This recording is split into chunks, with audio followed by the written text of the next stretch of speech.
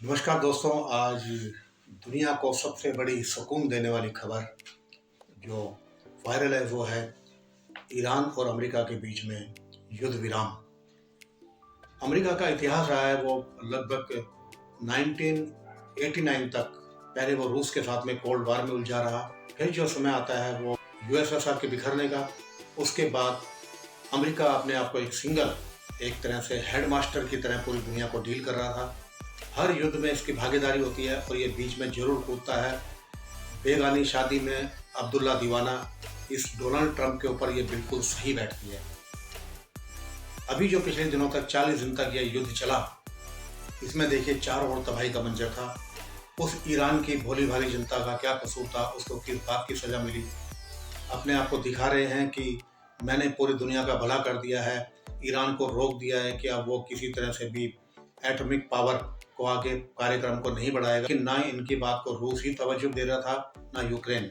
और जब इन्होंने देखा दोनों कुछ नहीं, मेरी बात को सुन नहीं रहे हैं, फिर ऑपरेशन सिंदूर की बात आपको याद होगा, जब ये पूरे दिन में कम से कम एक ही दिन में 10-10 बार कहते थे मैंने ये जो है महाविनाश वाला युद्ध रुकवा दिया।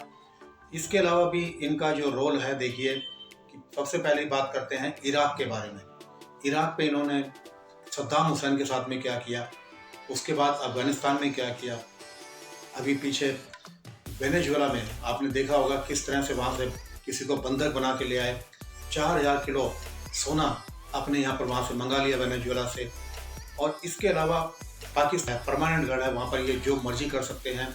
यहाँ पर पाकिस्तान और इनका सांप नेवले का गेम चलता रहता है। बांग्लादेश में जो हुआ अभी पिछले दिनों, अफगानिस्तान में तो आपको पता ही है, नेपाल में क्या हुआ, श्रीलंका में क्या हुआ। तो इस तरह से इनका जो हर जगह कूदने का मकसद ये होता है, क्योंकि ये हथियारों की सप्लाई करते हैं। इनका माल जो पड़ा रहता है वो इनको बिकवाना होता है।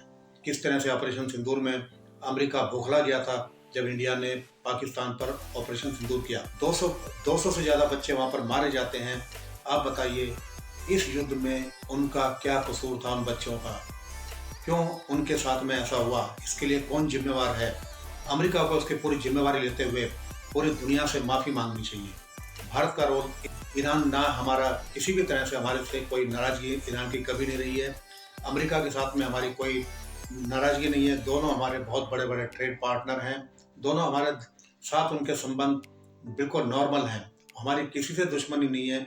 इसलिए हम चाहते थे किसी भी तरह से ये युद्ध जो है रुक जाए और महाविनाश होने से बच जाए। पूरी दुनिया के देश लगे हुए थे कोशिश में अपने अपने तरीके से, लेकिन फिर भी आज पूरी दुनिया के देश जो इस बीच में अमेरिका और इनके बीच में नहीं आ पाए, अब पूरी दुनिया के 193 देशों की मैं जिम्मेवारी मानता हूँ।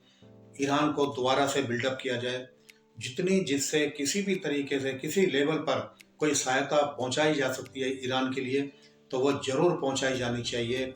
चाहे वो सरकार के लेवल पर हो, देश के लेवल पर हो, राज्य सरकारों के लेवल पर हो, समाज के लेवल पर हो, परिवारों के लेवल पर हो, या व्यक्तिगत लेवल पर आप किसी भी तरह से कितनी भी फूड, शेल्टरिंग, क्लोथिंग और मेडिकल, एजुकेशन, किसी भी तरह से अगर हम ईरान की सहायता करते हैं तो ये मानवता की सच्ची सेवा होगी।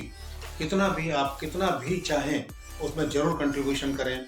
और मैं सभी दुनिया के लोगों से कहना चाहूँगा, ये ईरान के लिए बहुत ही कठिन समय है और हम सबको ईरान के सभी बेकसूर लोगों के लिए दुआ करनी चाहिए और उनकी तन मन धन से पूरी तरह से उनकी रक्षा की जानी चाहिए और वहाँ सहायता सामग्री तुरंत भेजी जानी चाहिए।